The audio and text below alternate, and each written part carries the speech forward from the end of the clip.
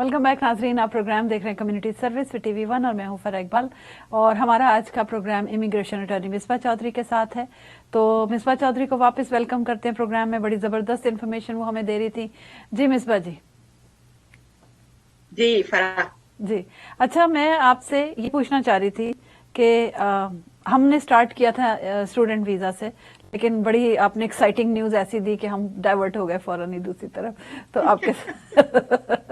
आपके पीछे पीछे चलते चलते तो खैर एनीवे, तो स्टूडेंट वीजा को जब कन्वर्ट करते हैं यानी लीडिंग टू H1B, इस बारे में भी थोड़ी स्टूडेंट्स को क्लैरिफाई कर दें। और मेरे पास फेसबुक पर जब आपका फ्लायर हमने शेयर किया था तो 2-3 सवाल इस हवाले से आए थे कि टेक्सटाइल इंजीनियरिंग में किसी बच्चे ने जो है वो मास्टर्स डिग्री ले ली है, अब how can he convert that to working visa या H1B वीजा, तो वो थोड़ा सा एक्सप्लेन करते हैं। देखिए, जैसे अब ये सवाल आप कह रही हैं कि जी टेक्सटाइल इंडस्ट्री में उन्होंने से मास्टर्स कर लिया, राइट। अब जिस वक्त आप उनको ओपीटी प्रोग्राम में भी वो गए होंगे, सो इट डिपेंड्स कि जब वो ओपीटी प्रोग्राम में गए तो किस इंडस्ट्री में उन्हें, टेक्सटाइल इंडस्ट्री में काम मिला, उन्होंने अप्लाई किया, weather he has communicated with the corporations जो कि उससे रिलेटेड हैं टेक्सटाइल से, या उनकी फील्ड से रिलेटेड। देखिए, कई दफा अल्टरनेटिव फील्ड्स भी होती हैं जहां आपकी खपत होती है।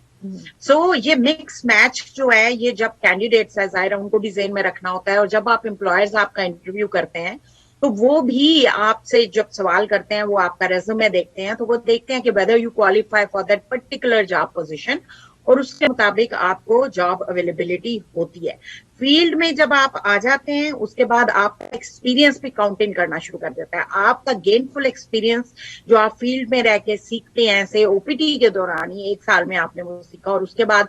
या उससे पहले even with your degree programme, उससे पहले भी आपके पास वर्क एक्सपीरियंस है, दैट ऑल्सो काउंट्स इन, और उसके मुताबिक जो है आप अपनी फील्ड या सेक्टर में घुसते हैं। ये नहीं होता कि आप एक बंदा है जो डॉक्टर है, जिसने MBBS किया या डॉक्टर बना, और वो कहे जी मैं जाता हूं और मैं जाके इंजीनियरिंग की जॉब ढूंढना शुरू कर देता हूं, तो जाहिर है उनको मुसीबत पड़ेगी। सो अपनी फील्ड देखना, अपनी एजुकेशन देखना, अपनी क्वालिफिकेशन देखना कि किस फील्ड में है, आपकी एक्सपर्टीज किस में है, क्योंकि यही चीजें एम्प्लॉयर भी आप में ढूंढ रहा होता है, आपके रेज्यूमे में देख रहा होता है,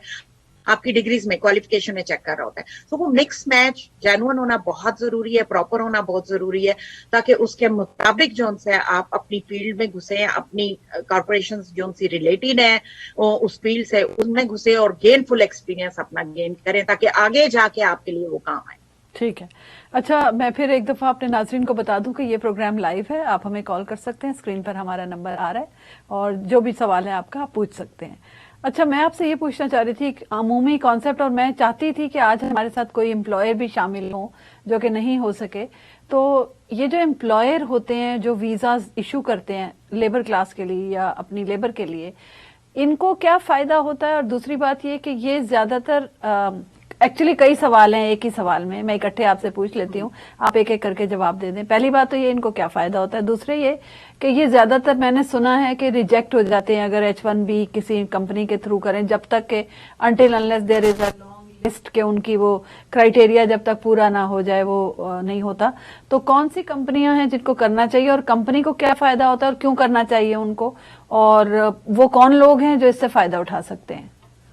देखिए, कंपनीज को ये फायदा कि उनको एम्प्लॉयज मिलते हैं। अच्छा, अब आप देखें, हम जो पहले हालात डिस्कस कर हाँ, हम जो पहले हालात डिस्कस कर रहे हैं कि अमेरिका में क्या हालात चल रहे हैं, लोग काम नहीं कर रहे हैं। अब ये बेचारे जो बाहर बैठे हुए हैं लोग अपने बिजनेस खोल के, वो बेशक बड़ी बड़ी कॉर्पोरेशंस हो 20-30,000 एम्प्लॉयज वाली, या वो कॉर्पोरेशंस हो जिनमें 50 एम्प्लॉयज हैं या 100 एम्प्लॉयज हैं, उनकी खपत के मुताबिक, या वो गैस स्टेशन हैं, रेस्टोरेंट्स हैं,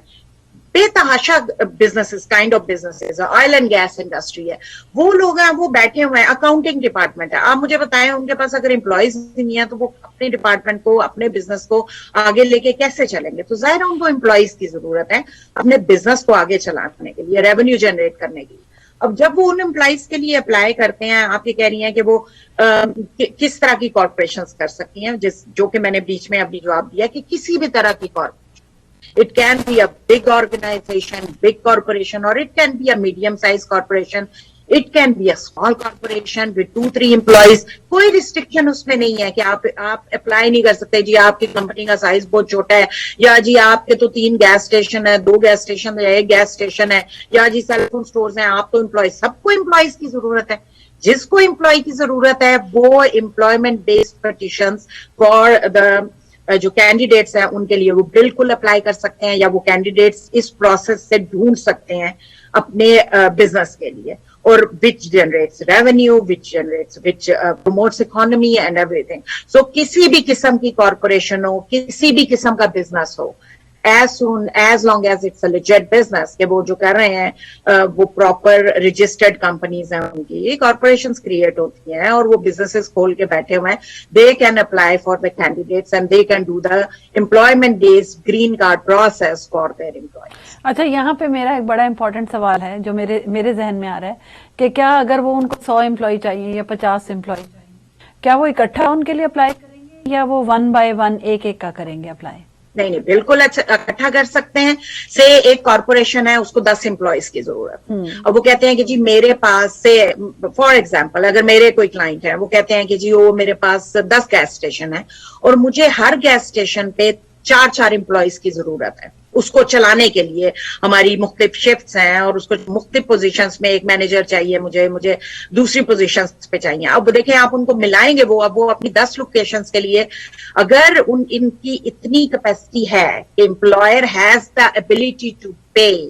द प्रो ऑफर्ड वेजेस, जो वेजेस डिटरमिन करता है DOL, डिपार्टमेंट ऑफ लेबर, अगर वो एम्प्लॉयर के पास टैक्स रिटर्न्स पे, उसके बैलेंस शीट्स पे उसके पास इतना रेवेन्यू जनरेट हो रहा है, इतना पैसा है कि वो आराम से उस एम्प्लॉय की तनख्वाह दे सकता है, साल के अफोर्ड कर सकता है, तो वो उनके लिए अप्लाई कर सकते हैं। वो एक वक्त में 10 के लिए अप्लाई करें या एक वक्त में 20 पोजीशंस के लिए अप्लाई करें, उसमें कोई उन पे रिस्ट्रिक्शन।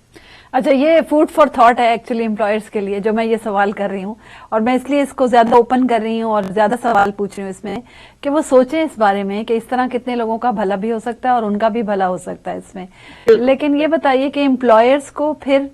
लोगों को मंगवा लिया उन्होंने, अब एक थोड़ा गैप भी है, एक सोशल प्रेशर भी है, गैप तो आएगा ऑब्वियसली, कल्चरल शॉक है, तो एम्प्लॉयर्स को क्या मुश्किलात का सामना करना पड़ता है इसमें?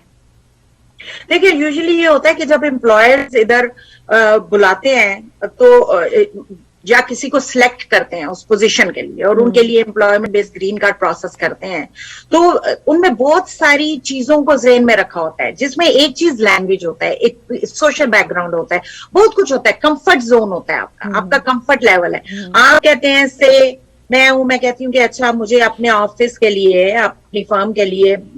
10 लीगल स्टाफ की जरूरत है, मैं उनको बुलाऊंगी, मैं उसमें बहुत सारी कैटेगरीज चेक करूंगी कि जी वो लैंग्वेजेस बोलते हैं वेरियस, जो वो कम्युनिकेट कर सके हमारे क्लाइंट्स के साथ, वो उनके पास लीगल एजुकेशन हो, उनके पास एक्सपीरियंस हो। बिल्कुल इसी तरह हर सेक्टर, हर तरह की, हर काइंड ऑफ बिजनेस जो उनसे के अप्लाई करते हैं अपने एम्प्लॉयज के लिए, वो इन चीजों को देखते हैं और कई दफा it comes as a plus point कि जब वो लोग आते हैं वो उनके लिए उनकी एक एसेट बन जाते हैं उनकी कंपनी के। ठीक है, तो इसका मतलब ये हुआ कि स्पेशली इन लोगों को चाहिए कि ये अगर चाहते हैं अब एक स्मूथ इनका चलता रहे ऑपरेशन, तो इस तरह भी कर सकते हैं कि ये वर्क फोर्स जो है वो बाहर से इंपोर्ट कर सकते हैं। बिल्कुल जी, बिल्कुल। और मैं कहती हूँ कि देखें वो सर्टन रिस्ट्रिक्शंस के साथ आते हैं, उन्हें इनके साथ एम्प्लॉयर्स के साथ काम करना होता है, वो इनके साथ काम करते हैं, इनके लिए इनकी स्ट्रेंथ बनते हैं, एक टाइम पीरियड। देखिए एम्प्लॉयमेंट रिस्ट्रिक्शन आप किसी पे नहीं लगा सकते,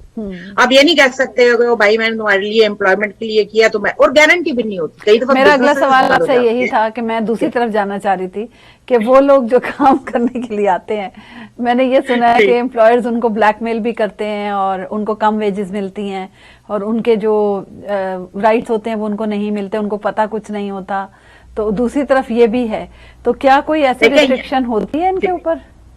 जरा एजुकेट करें। यहाँ कोई फोर्स है पर कोई फोर्स लेबर नहीं चल रही इधर। जिस वक्त आप इमिग्रेशन की बात करते हैं, आप एम्प्लॉयमेंट बेस्ड ग्रीन कार्ड की बात करते हैं, तो DOL डिटरमिन करता है कि कितनी salary for a particular position होनी चाहिए, ठीक है। अच्छा। अब एम्प्लॉयर उस सैलरी को एग्री करता है कि हाँ जी मैं इस जॉब पोजीशन के लिए इस बंदे को इतनी सैलरी दूंगा मिनिमम, उसे ज्यादा दे सकते हैं, बाद में रेस दे सकते हैं खुश होकर, लेकिन ये है कि वो कहते हैं कि जी मिनिमम डीओएल के रूल्स को फॉलो कर रहे हैं और हम इतनी सैलरी इनको देंगे और ये इस पोजीशन में हमारे लिए काम करेंगे। जिस तरह आप उसको इंटर्न देखे ना, एम्प्लॉय भी अपनी कमिटमेंट दे रहा होता है एम्प्लॉयर को। एम्प्लॉय कहता है कि जी मैं इस पोजीशन में इतनी मेरी क्वालिफिकेशन है, इतनी मेरी क्वालिफाइंग एजुकेशन है जिसकी बेस पे आप मुझे हायर कर रहे हैं, और मैं ये जॉब ड्यूटीज कंप्लीट करूंगा इतने आवर्स के लिए अपनी फुल कैपेसिटी में आपके पास। सो ये this is a commitment between employer and employee. और मैं ये समझती हूँ कि डीओएल की बहुत और डीएचएस की रिस्ट्रिक्शंस हैं जिनको जब employment based green card file करते हैं एम्प्लॉयर्स तो वो फॉलो करते हैं। सो ये this is not first level, this is totally legal immigration के अंडर आपकी employment based green card process. और आपको देखें स्टेटस दे रहे होते हैं एम्प्लॉयर्स, सबसे बड़ी बात आपके लिए पिटीशन फाइल कर रहे हैं, बिल्कुल आपको स्पॉन्सर कर रहे हैं। अच्छा, अगर एम्प्लॉय जो है जो आया है बाहर से और वो जो है वो भाग जाता है, दरमियान में कहीं गायब हो जाता है, तो वो स्टेटस से आउट हो गया बिल्कुल, या क्या होता है उसका? जी बिल्कुल, देखें अगर वो एक टिपिकल एज से नॉन इमिग्रेंट वीजे पे आया, H1B पे आया, अब H1B पे कंपनी एबीसी कॉर्पोरेशन ने उनको स्पॉन्सर किया और वो यूएस में एंटर हुए और कमिटमेंट है उनकी 3 साल की कि जी हम इस कंपनी के साथ काम करेंगे, इस पर्टिकुलर से आईटी की कोई पोजीशन है, इंजीनियरिंग की, ऑयल एंड गैस में कहीं में जा रहे हैं, टेक्निकल सपोर्ट है कुछ, हम वो कहते हैं कि जी हम इस पोजीशन में 3 साल के लिए कमिटेड है, हमारा H1B अप्रूव हुआ और हम काम करेंगे इस एम्प्लॉयर के साथ जिसने हमें स्पॉन्सर किया। अब ये नहीं कि वो भाग जाएंगे, तो जाहिर है आइदर उनको उस एम्प्लॉयर के साथ काम करना है या थ्रू प्रॉपर वे वो किसी और एम्प्लॉयर के साथ स्विच कर सकते हैं, लेकिन उसके लिए दूसरा एम्प्लॉयर उनके लिए पिटीशन फाइल करेगा जिसको हम H1B ट्रांसफर। तो ये जो इतना टाइम इन्होंने गुजारा है इसके साथ ये नल एंड वाइड हो जाएगा, खत्म हो जाएगा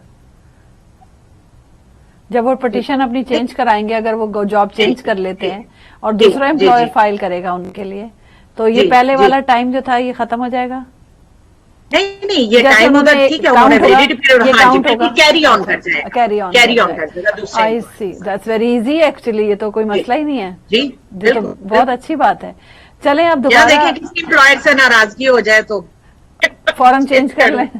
अच्छा, काफी इसके लिए उन्होंने एक मफरूजे बहुत है लेकिन हकीकत का इल्म नहीं है बहुत सारे लोगों को। बिल्कुल हमारी बिल्कुल बहुत मफरूजों पे चलती है हमारी इमिग्रेशन। कई बातें आके लोग क्लाइंट्स आते हैं और हमें बता रहे होते हैं जी इस तरह वो कई बातें सही नहीं होती हैं। आज आप और जो जी और वो उसके लिए इमिग्रेशन का नॉलेज होना बहुत जरूरी है। और मैं ये समझती हूँ कि यहाँ इमिग्रेशन अटर्नीज का रोल और लॉ फर्म्स का इतना इंपॉर्टेंट है बिकॉज वो आपको एक ट्रू पिक्चर दिखाते हैं, वो आपके साथ लीगल एस्पेक्ट्स शेयर करते हैं और आपको एक ट्रू पिक्चर दिखाते हैं कि असल में क्या है, रूल्स एंड रेगुलेशंस क्या कहते हैं और किस तरह किसी भी पिटीशन को या एप्लीकेशन को आगे लेके चलना चाहिए कि आप सारे रूल्स एंड रेगुलेशंस को फॉलो करें। ठीक है, तो मिसबा जी आज के प्रोग्राम का वक्त यहाँ खत्म होता है। तो बहुत अच्छी आपके साथ लास्ट प्रोग्राम भी बहुत अच्छा रहा था, आज का प्रोग्राम भी माशाल्लाह बहुत अच्छा रहा। मैं आखिर में ये ज़रूर कहना चाहूँगी कि ये जो हमारी ऑर्गेनाइजेशंस हैं यहाँ पर, हमने क्योंकि स्टूडेंट वीज़ा से बात शुरू की थी, तो जो लोग भी यंग बच्चे स्पेशली बाहर से जो आते हैं और यहाँ पे इतने काम कर रहे होते हैं और इतनी मुश्किलात का सामना करना पड़ता है उनको, इवन ख़वातीन को, तो इनको चाहिए कि ये अपने एजेंडा में ये चीज़ डालें कि कोई लैंग्वेज, कोई हेल्प, सपोर्ट सिस्टम कुछ ना कुछ होना चाहिए और ये फोटो ऑप्स जो है इनसे निकलना चाहिए और उससे निकल के ये एक प्रैक्टिकल काम जो है ये शुरू करना चाहिए। तो शुक्रिया बहुत बहुत मिसबा जी आपका। और इसके साथ ही आज के प्रोग्राम का वक्त खत्म होता है। फराह इकबाल को इजाजत दीजिए, इंशाल्लाह फिर आपसे मुलाकात होगी। अल्लाह हाफिज।